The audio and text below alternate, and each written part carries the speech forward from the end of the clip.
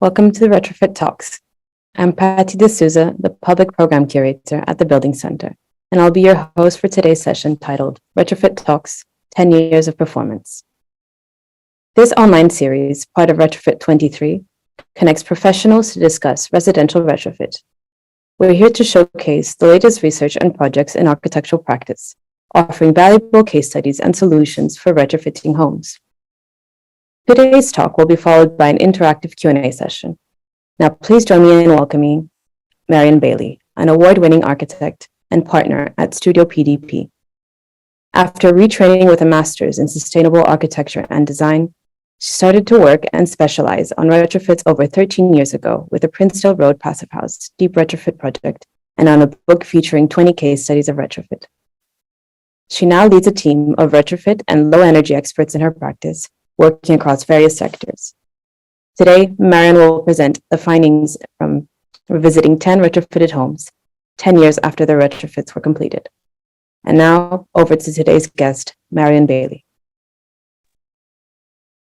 Hi, everybody. Good afternoon. Thank you for being here. I'm just going to share my screen. Here we go. I hope you can see my screen fine. So I'm going to present to you recent works that is the fruit of a collaboration between Studio PDP and CIBSI, in particular Julie Godefroy, Head of Sustainability and Net Zero at CIBSI. So the work started... I'm just trying to change slide for some reason. It's not letting me. Here we go. So the work started from another piece of work that I carried out over 10 years ago on the Retrofit for the Future program, which was a government program to do 100 properties as a pilot and aim to achieve 80% carbon reduction from these 100 properties. I won a contract to do one property, which is called Princedale Road, and eventually decided to team up with RBA Publishing and publish a book about 20 of these case studies so that the industry had some knowledge about all of this retrofit for the future work in details. Most importantly, this is sort of back to retrofit for the future. And funnily enough, the future that we thought we were writing and doing all these pilot retrofit for is happening now. So this is sort of, looking at what these buildings have performed as and what is it that we can do from now onwards in their retrofit and obviously mitigation of the effect of climate change. So this piece of study that we did with CIBSI is about pulling some lessons learned on the retrofit. What has stood the test of time? What are the key points? And particular interest, but not only on moisture, insulation, combustibility, degradation of material, airtightness, etc. So we looked at 10 projects that have been achieved 10 years ago. We also looked at building performance evaluation techniques. How best is it to assess whether a project has been successful and what sort of methods of assessment we can use to find this out. So as I mentioned, the project lead is really CIBSI and Studio PDP. The sponsors who have funded this research are Innovate UK and Historic England, also for aspects such as building physics and moisture. And obviously there's been lots of in-kind contribution from many who have also worked on this project. The project partners, so the people on the ground who have visited each of the properties and carried out this building performance evaluation are on the left-hand side. So they're evaluators. And those in the middle is really the building performance testers and experts, such as those carrying out the blower door test for the airtightness, or the PEL test, or the moisture, or thermal bridging modeling, etc. And there's also a steering group listed on the right-hand side. You have commented on each of the reports for each of the properties, and also on the methodology used to assess these properties. So as you can see, it's been a huge coordination work, but we've been very grateful to have all these fantastic people involved in the projects.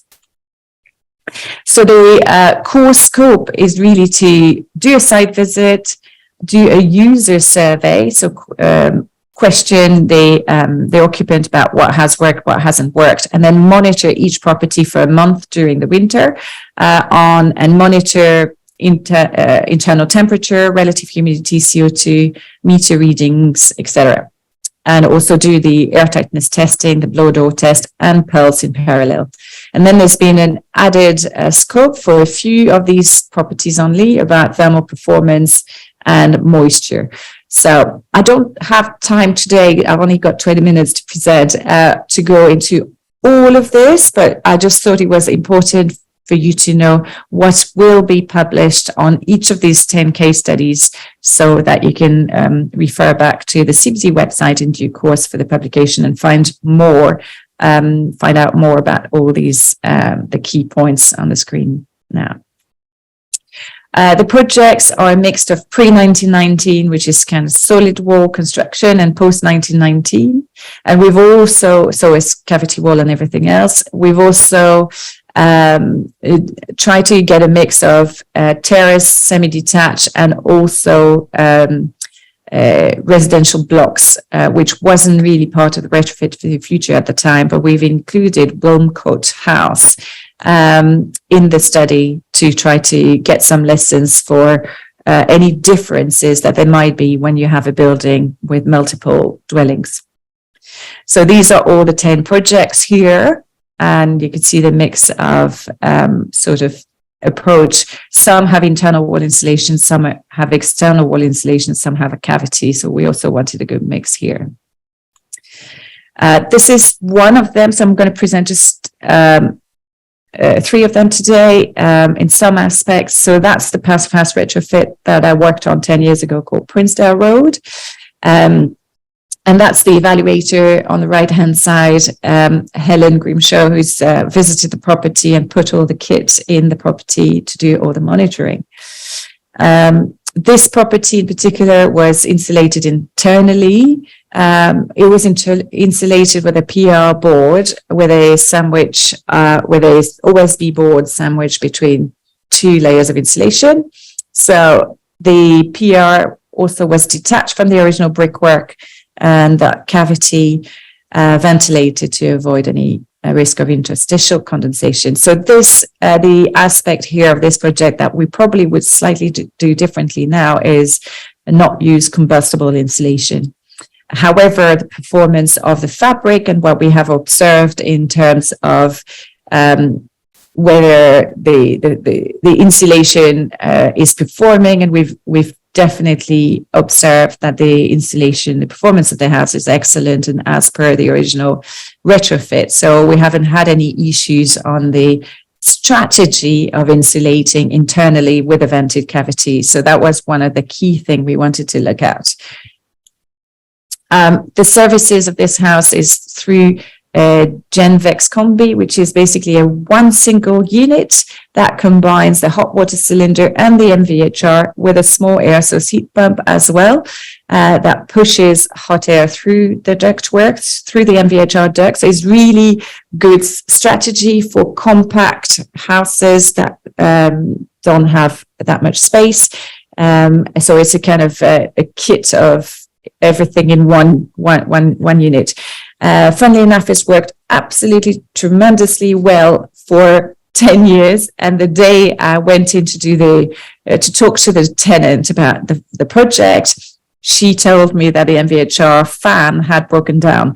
So on the right-hand side, you can see moisture buildup next to your window, which is the result of the MVHR not having worked for a couple of weeks. So it was really interesting to see also the speed of effect of the MVHR not working, but it's been otherwise very reliable, and the fans were able to be replaced with new fans quite straightforwardly. So the unit is now back on working again. In terms of monitoring, you can see on the left-hand side the original retrofit, and on the right-hand side the new revisited 10 years later. You can see the temperature in blue. If we take the blue line for both graphs, is between 20 and 25, and this is still the case today with the right-hand side. So obviously they're slightly different because the left-hand side graph looks at 10 months performance, the right-hand side 1 day performance on the 5th of March in the winter, but you can see the temperature is still within a 20 degrees benchmark, which is quite comfortable. On relative humidity also, you should really be between 40 and 60, and you could see that that was achieved at the time, and it's still mostly achieved now in the retrofit revisited. So also we could see that the MVHR is able to purge all the humidity in the house, and that works quite well, considering especially that the monitoring is on the right hand side was for the kitchen, which is sunken in the basement, so less ventilation than perhaps other locations. The airtightness pre-retrofit was measured at 19.87. The original blower door test was 0.33 and has now been tested at 1.45. So there's a little bit of difference where the quality of the airtightness has dropped slightly. However, 1.45 is generally still excellent. And we've observed through the rest of the project that the area most likely to be the reason for this drop in performance is the window frames and door frames. So it's usually the seals have slightly loosened. So some adjustment to windows and doors might be necessary, but otherwise it's still extremely good performance considering the UK average for new build at the moment is about 3. So it's still twice better. So it's very good. Vital statistics. So it's still also to compare. On the left-hand side, the table is the table that is my book. So I had compared the before performance, the targeted at design stage, the measured at the time, and then the revisit on the far right-hand side.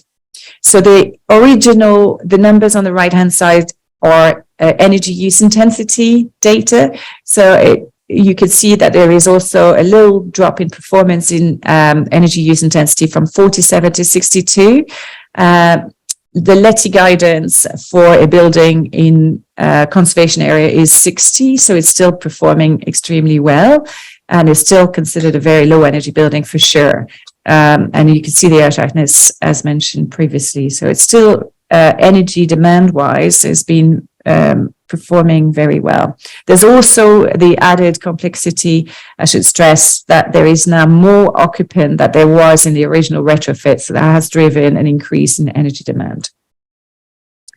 I'm just going to pass on this one because this is in effect sort of in numbers what I've just been describing. But you can refer to the slide, which will be distributed. The second case studies is Blaise Castle. It's an external wall insulation project, and you could see how the insulation boards have been overlapped here.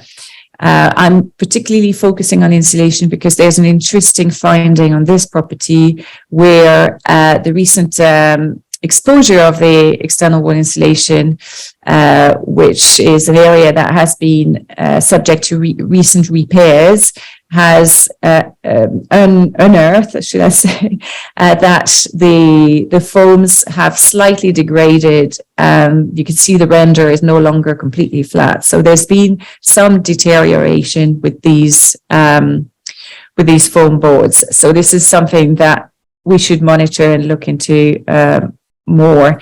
more details. But now that we are kind of moving towards a non-flammable insulation territory more and more, with rock wool, we should really compare this perhaps with a rock wool external wall insulation type.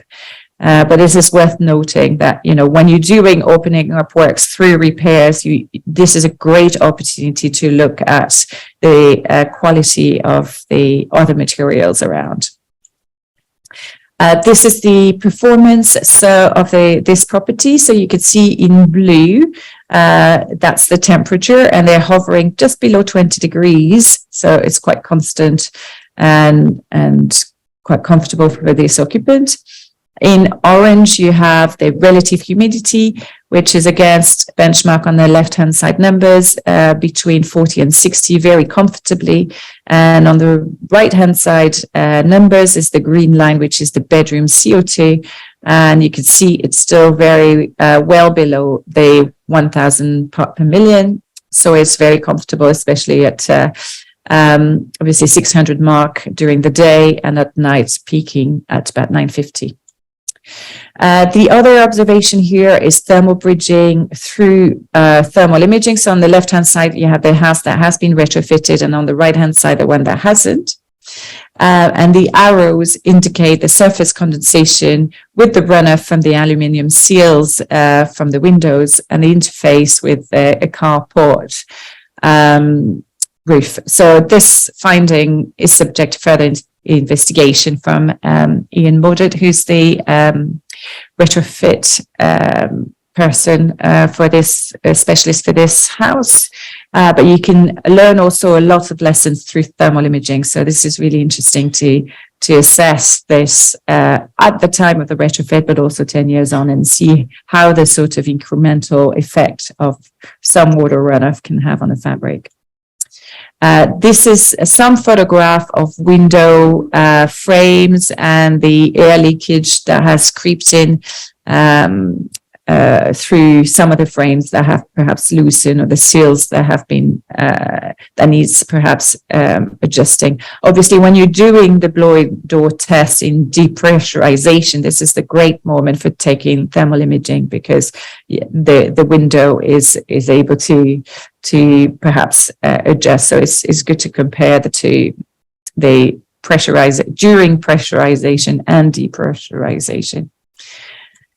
So good to do in tandem with the blower door test. This is the energy, space heating and hot water demand for Blaise Castle. So you can see the pre-retrofit over the 20,000 mark, and the post-retrofits 10 years later. In 2014 and then in 2022. So it's still 75% decrease for the space heating. So the house is still delivering outstanding reduction in energy demand. So if we could do that throughout the stock in the UK, that would be absolutely fantastic, of course. 75% is extremely significant. Now, one case study that I've chosen to talk and cover the topic of maintenance. Maintenance is absolutely fundamental to the performance of any dwelling, whether it's retrofitted or not retrofitted. But when it's been retrofitted, and to make sure that the capital investment that has been done during the retrofit is guaranteed for a long period of time. So it makes it even more important to focus on maintenance of all the retrofitted elements. So on the left-hand side is the front facade, and on the right-hand side is the rear facade. One good lesson or feedback is that the render has mostly really held quite nicely. There is some areas of slight green moss, but overall it's been quite successful. One issue here is that the gutter at the top, the black gutter, has leaked and has soaked the brickwork for years and years, and now created this moss. And because this wall has been insulated internally with sheep's wool, so you can see the diagram on the right hand side, the brick is now solely in the cold temperature the whole year. It's not being able to dry out from the heat perhaps coming from inside the dwellings and seeping through the bricks. So it's permanently cold, and when there's any frost, obviously in combination with cement pointing, the brick will get damaged and spoiling. So you can see here that significant issue in the brickwork due to the exacerbated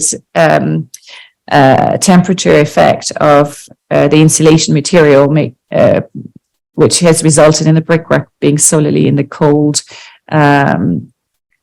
area of the building fabric. So maintain your gutters. This is a comparison on methodology on airtightness testing. So you could see the difference between the blower door test and the pulse method. So they're largely within a similar range. They have slight differences, but they are kind of ballpark figure quite close to one another. So that's quite interesting. One property, Shaftesbury Park Terrace, has had an airtightness, which I would say is not been really highly performant. So something to investigate. Obviously, to be able to find out whether the airtightness membrane, for example, has performed, you need to do intrusive work. So it's quite difficult to also understand where are the failures in airtightness throughout the building fabric, other than windows and doors, which can be accessed quite easily. This is pre-retrofit, where we had the data, retrofit at sign-off and retrofit revisit.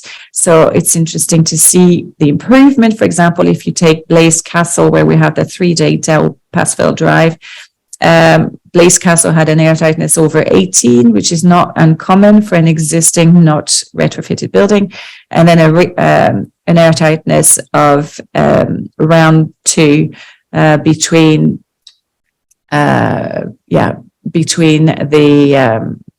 the blower door test. So that's really, or the 2 blower door tested purple and in yellow. So it's really interesting to see in context of the pre-retrofitted house, the performance and the variation of the one 10 years ago and now. So in conclusion, the fabric has mostly, is still really performing throughout the 10 projects that we have seen. We haven't seen any really catastrophic issues in insulation materials, whether it's been installed internally or externally. There's also some other projects that have installed aerogel, wood fiber, other products. So you'll see that in the report. But overall, it's been performing really well. Some lessons on EPS with external wall insulation, as I mentioned. So be aware of the consequences also of cold brickwork if you have a cement pointing, as in Hawthorne Road. So on the services, overall, the simpler the system, the most robust. It's not rocket science really, but the more complicated you will make a system, the more difficult it will be to maintain. We have observed that the services are maintained better by owner-occupiers than when it has to be maintained by a local authority maintenance team, especially for pilot projects like this. So something to bear in mind. Renewables, mixed feedback on the revisit, mostly because some of the renewable systems were purpose made for the house, and I think the market and the technology was not as mature as it is today. So I would take it with a pinch of salt, in the sense that I think we need to know, we do know now how to do better renewables on housing. I'm talking solar thermal, for example. The maintenance, obviously, the lack of it leads to significant remedial works and costs. The filters needs to be changed. It has not been changed in many properties for many years, and in some extent it's been the task of the architect to send the tenant filters. So it's something that needs to be really understood a bit better by a maintenance team.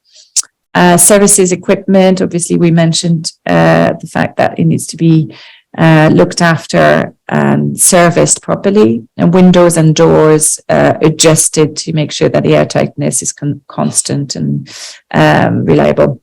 on data. Without gathering data, we can't really learn from our trials. So please share your data if you have it. It's really, really important that everybody learn from the lessons from others, whether they are good or bad. Obviously, bad is not so good to publish for your own ego, but it's really important for others to avoid making the same mistakes. So this is why we thought this revisit of 10 case studies was so fundamental for the learning curve of the industry as a whole in the retrofit sector. So the conclusion of the reports will be published on the CBC website in the Research and Insight and Reports. So please watch out for this in the summer sometime. And obviously, if you haven't already, there is a Retrofit 23 exhibition at the Building Centre where many of these case studies, there's a couple of the case studies of this 10 that will be shown there, that are shown there, but there's also lots of others and lots of information about financing and other aspects. I'd definitely encourage you to go and visit that exhibition as well. And that's it from me. Thank you very much. Thank you, Marion. That was brilliant. To our attendees, I've spotted that some of you have raised your hand, so please leave the question in the chat. And we have a few questions already, so let's jump right in. First question from Hassanam Syed. Are all projects in the capital? No. So the projects are across the UK. So there's some in Hertfordshire, some in Cornwall. They're spread around the country. Thank you, Marion. Now from David Lamb. How did you calculate the amount of ventilation available in the cavity of Princedale Road? And was that amount of ventilation achieved? So it was, to be honest, it was really guesswork. So we had the advantage on this particular property of having air bricks in the facade because obviously there was fireplace and we needed combustion air in Victorian days. So we basically maintain these air bricks throughout the facade. I think there's about 6. And we use that as a ventilation for the cavity, but it's not something that we have measured or quantified. Although saying this, it is possible, and there is some recommendations for the level of ventilation, but it really also depends on the orientation of your facade and the air pressure and the wind pressure, etc. So it is a bit of a dark science, but there is a bit, there's some guidance out there. But at the time, we just took a punt and you just reuse the air bricks. Oh, so interesting. So another question from Sarah Godinho. She says, thanks, Marion. And she follows to say, why do you think the phenolic boards degraded? Water ingress? So it's possible with water ingress because there was an issue with the balcony. But to be honest, I can't answer for Ian on this one. I don't know. Maybe it's also inherent. It might be inherent in the material, but also we think it probably has something to do with the exposure to the sunlight and to the heat.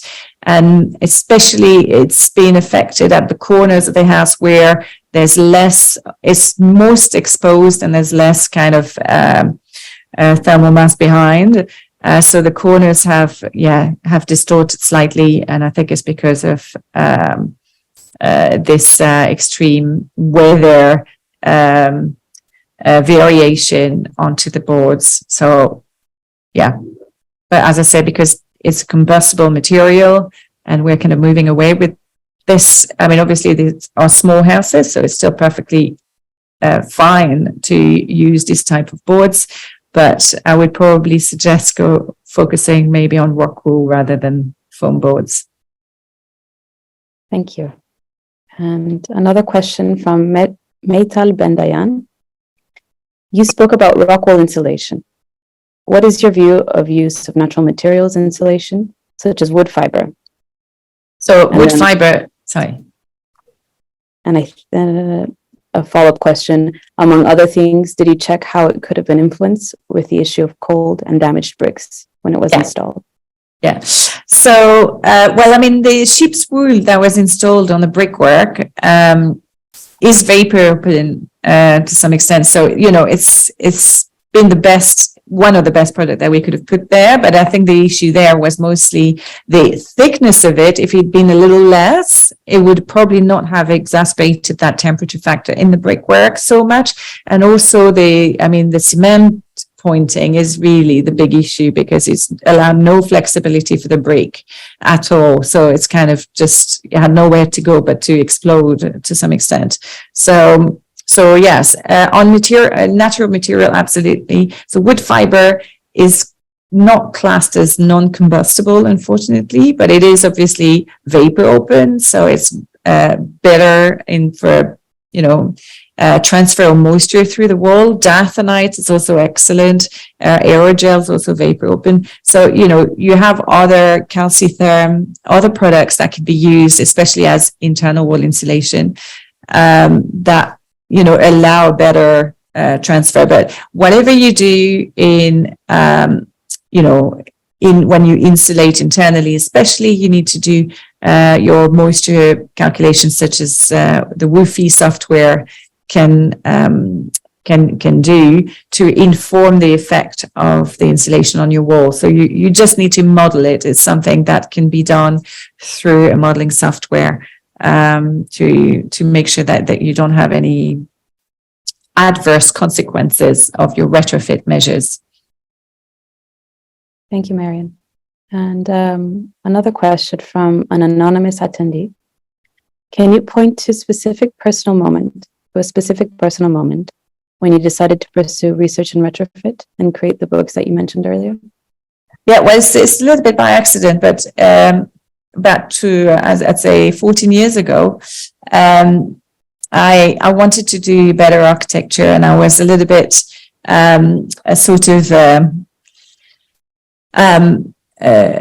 I just didn't understand how to coach contractors on site to achieve good quality installation of insulation. And I was, I had to explain things like, if I can put my arm through two pieces of insulation, it's just not airtight, it's going to have a cold bridge, etc.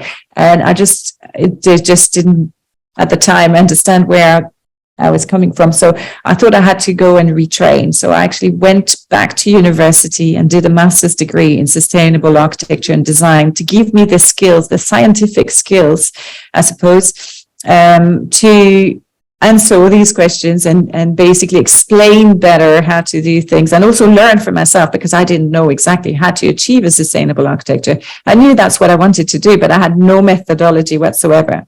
So what the course gave me is actually an insight into the Passivhaus standard.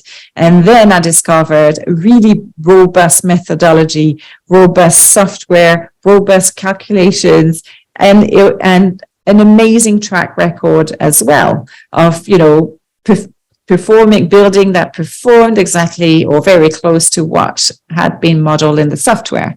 So it gave me the confidence that there was a better way. It existed already a way to do things better. So I fell into Passivhaus totally wholeheartedly. And it absolutely convinced me that I was the right way to go. And even if you're not going for certification, the importance really is to understand the building physics behind the standards and why all the criteria of what they are. And then you can really be very strategic and have a very clear method of approaching any project. So anyone out there, even if you don't do a Passivhaus certified building, it'll give you all the knowledge that you need to do low energy design. This is fundamental. I couldn't encourage more people to go on the Passivhaus course. So that's how I kind of fell into retrofit, because obviously at the time there was a retrofit for the future competition, and then somebody suggested that it might be of interest, and so I did, and I got a contract, and then so I fell into retrofit this way, thanks to the TSB Technology Strategy Board launching that competition for 100 houses at the time. I'm really, like a lot of other people in the industry, saddened that in the last 10 years, nothing has happened. There was this massive investment of £15 million for these 100 houses. And there was a huge springboard to kind of, launch a massive knowledge training, all sorts of things. But unfortunately, right at that moment, the government decided to stop everything, get rid of the code for sustainable homes, et cetera, and then the industry stalled. And it's only picking up now. So we kind of wasted 10 years, which is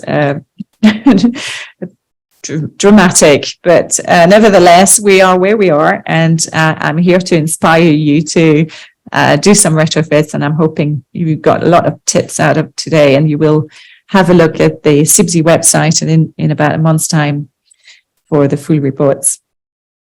Well, thank you for your answer, Marion. We have 4 minutes left, so I'll have to pick some of the questions. I won't be able to ask all of them. I'll pick one that is a good follow-up to what you've just said. Are you optimistic about the industry meeting the challenge of mass residential retrofit? I am, because I want to be, whether I'm realistic, not sure, but optimistic, yes. It's retrofit and building physics is actually quite contagious. Whoever I talk to, even some friends or some neighbors, when I explain to them the reason why you have condensation here is because you have a thermal bridge, and this is what a thermal bridge is. And suddenly they understand what they see in their own home, and suddenly it just ticks. It's just really inspiring. So I am optimistic. I think it is picking up. I think the finance sector, the banking sector even, is really waking up to the call, and they want to decarbonize their finance books, as well as landlords wanting to decarbonize their asset and avoid stranded assets. I think there's a whole sort of reasons for the industry to embrace low energy design. I see it happening more and more in the last 24 months for sure. So I will focus on optimism, yes. Great. One question from Rachel Owens. Did the results of the user surveys generally align with the results of the monitoring and your expectations, or were there any surprises? Obviously the results of the occupant survey is subject to the personalities of the occupants. So some are always optimistic people and will answer yes at everything, and some are always negative and will answer no at everything. But most broadly, I have to say, all of them said they're really comfortable, they're really happy. Some of them have reported a little bit of overheating in the upper bedrooms, for example, facing west, etc. So there is some findings, but on average, they've all been very satisfied. And interestingly enough, nobody has left. In the last 10 years, there's the same tenants that moved in 10 years ago. So that alone should tell you something. And our last question from Namrata M. Would you be working on any retrofit projects for social housing in the future?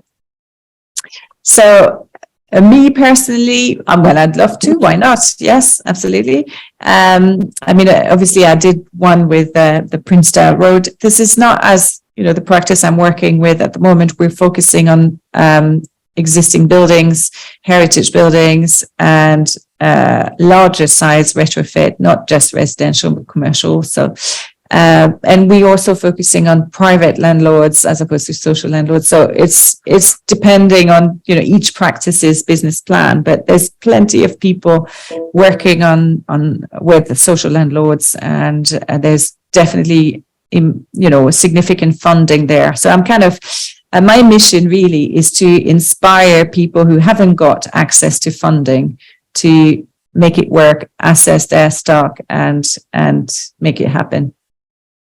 Well, thank you, Marion, for your brilliant presentation and for your brilliant answers. And thank you all for attending the webinar.